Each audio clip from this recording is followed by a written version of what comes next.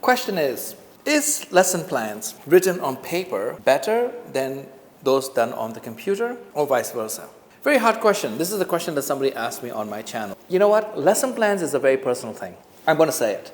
Lesson plans is a very personal thing because every teacher always teaches the subject in a very unique way. Like when I'm in my classroom, the way I teach is based on my experience, is based on how I teach. So what might work for me might not work for you. So it's very hard for me to say, you know what, I think you should do lesson plans this way or you should do it this way.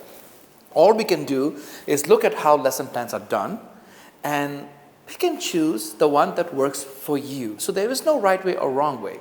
Having said that, if you were sitting in front of me, I would convince you pen, paper is the best way to go. Because you know what? I'm old school. When I was in school, there was no Google. When I was in school, there was absolutely no YouTube. When I was in school, oh my God, the internet was just starting out. If you guys remember, I used to get those AOL CDs in the mail, and I was so excited to get it because you could load it onto your CPU and dial up and get 30 minutes free online. Do you even know what I'm talking about? I would like to always put stuff down on paper. One of the reasons, and before I forget to say this, is because if I have a phone, it's very distracting.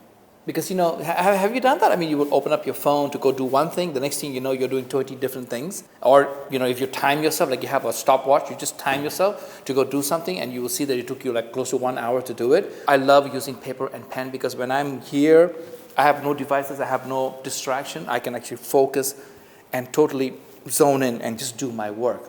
So I like the paper thing. If I go to the phone, I'm not so sure I will be able to do it the same way as when I look at a piece of paper in front of me.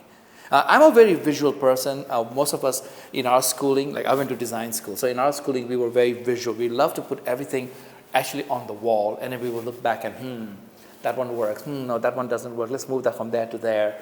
I love that kind of brainstorming thinking. So that way, when I'm doing my curriculum mapping, I would lay the whole thing out. Only in my subject matter. I mean, of course, you're supposed to do it crisscross. In real curriculum mapping, you're supposed to do it cross subjects. But I just tend to do it only with my subject because in my subject, there's so much going on. There's old stuff, new stuff, middle stuff, stuff that is futuristic also. So because of that, I do a curriculum mapping where I tell myself, like, okay, when I'm coming to my class and I'm doing a lesson, what can I talk about? What can I do something that will interest my students or like motivate them to really pay attention to the lesson? Because sometimes I tell myself, like, see, when I'm doing a video like this, I can just talk away because you expect me to talk away. But in a classroom, I tell myself, whatever I do, my lesson should not exceed 10 minutes. Because I know that even 10 minutes is quite a long time actually. But if I exceed more than 10 minutes, I'm putting some people to sleep. Whatever you do, try to keep it in 10 minutes. And if the class is still holding on to the attention part, maybe add another 5 minutes a little bit later on. But try not to push it. Like I will go in with my 10 minutes and I'll tell my students, because I have like a script, the way the class works. Here's the 10 minutes, this is my presentation, this is my lesson, this is the ideas, or these are the things that we're going to talk about today, and these are the things that we're going to try it on a computer, because this is a computer class. We'll try it out on the computer and see how it works. I also have a screen on the side.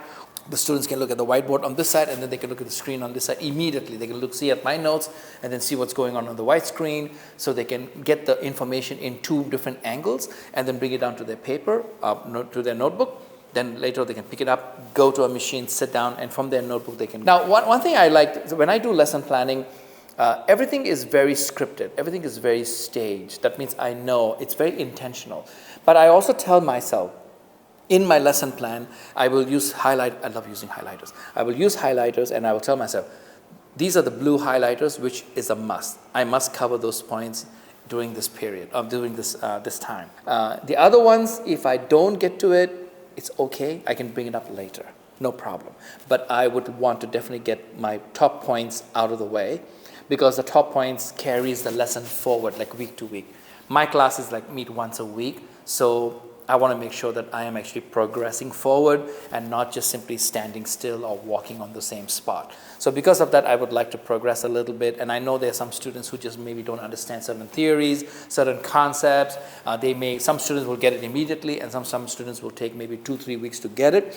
Eventually they all get it. Of course. It's just that some kids take a little bit longer to understand some things, whereas other kids will do it. Anyway, so I like basically using the paper lesson plan just because it's nice to put ideas down. You know, if something happens when you're using a pen and you're putting it to paper and you're writing, you're scratching things out, that kind of brainstorming, that kind of feedback where you give to the paper shows you back what you have written, I don't think you can get that when you're doing it on a phone or on a laptop computer. Something is very different when you're using paper and pen.